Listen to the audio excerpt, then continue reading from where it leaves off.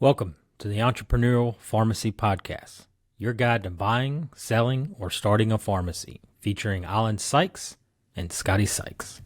So you're ready to buy your pharmacy and you know what you're buying, whether the stock or the assets. Let's talk about due diligence. What are some, before you even get going down the road from this point, we got to have some due diligence going on. So what does due diligence look like?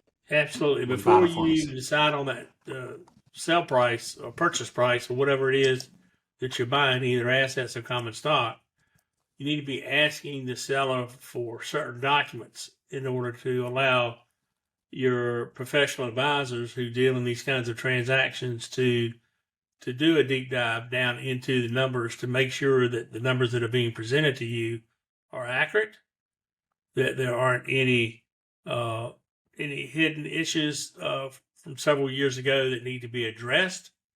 There aren't any open item issues with any of the federal or state governments, and that the numbers that the seller is asking for can be supported with actual factual numbers in their accounting system. That's extraordinarily important in determining whether the numbers being presented to you are accurate and that you have the comfort level stepping into the shoes of the seller to begin your career as a new pharmacy owner in the transaction. So what does it look like when you get the accounting information, and you're picking through that, you're reviewing the balance sheet, you're reviewing the income statement, you're pulling the script audit logs, things like that, and just verifying that financial information you're given is a very important step. Yeah, it really is. I mean, we're in addition to the things you just mentioned, we're pulling things like W-2s from the last year or two, 1099s that have been issued. We don't want to know who's been paid what. And obviously, you need to be interviewing potential employees as a part of the due diligence process to see who it is you want to keep in the pharmacy going forward.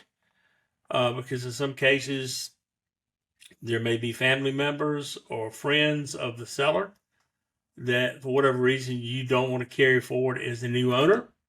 And many pharmacists that are going through these transitions will make the decision, well, I'll just keep everything the same and decide 6 months or a year out whether I'm going to keep these people. We believe it's best to make the determination up front at the point in time that the transaction is closed. There'll be less commotion if anybody has to be let go or doesn't continue. But that's a very important point that has to be considered. Also, you need to be, in addition to the dispensing logs, you need to be looking maybe at the top 10 or 15 third-party payers. You need to be looking at the top 15 or 20 drugs that have been dispensed, because you don't want to buy a pharmacy that has been dispensing pretty much all C2s and get into issues with your wholesalers on purchasing going forward. So this is just part and parcel to the due diligence that needs to be addressed, instead of just accepting what is being presented to you by the seller and or their representatives.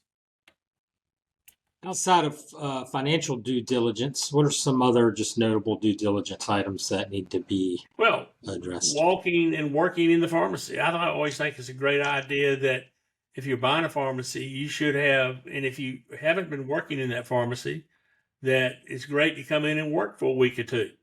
Maybe you can fill in for some time off from the potential seller.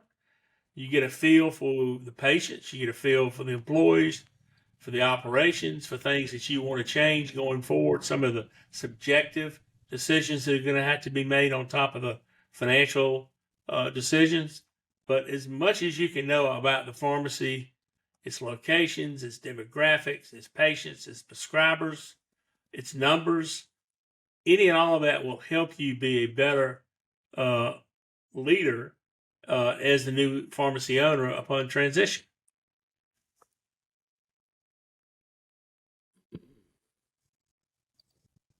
And there's quite a bit of due diligence that needs to happen on the legal side as well. From the pharmacy standpoint, from the actual state boards of pharmacy, so on and so forth. That's where legal expertise can come in and provide those safeguards. Yes, there's lien searches that need to be done. Obviously, the state board of pharmacy has to be consulted and dealt with because each state has its different rules and regulations with respect to change of ownership. But all those kinds of things need to be dealt with by your legal healthcare specialist, not your legal real estate attorney, but your legal healthcare specialist. And there are specialists in this space, i.e. the pharmacy space, that are specialists in this particular area. And this is one time in your life when you need to reach out and retain those experts in this particular field, especially if you're using SBA financing for your closing, which is a very special loan, the SBA 7A loan, which is so often used in the pharmacy industry. So about those legal specialists, you don't want to be using your real estate attorney best friend down the street for a pharmacy deal. No, you don't. So seeking out a healthcare attorney who understands healthcare, who understands components of the pharmacy arena, is going to go a long way in terms of value to. Yes, it is. And you can go to events like the NCPA Ownership Workshop, and most of those experts are in attendance, or reach out to firms like ourselves, and we're happy to give out referrals. We have no conflicts of interest with any vendors we're dealing with, but we deal with a host of experts in this industry, and we know who the people are that do a quality job in this space.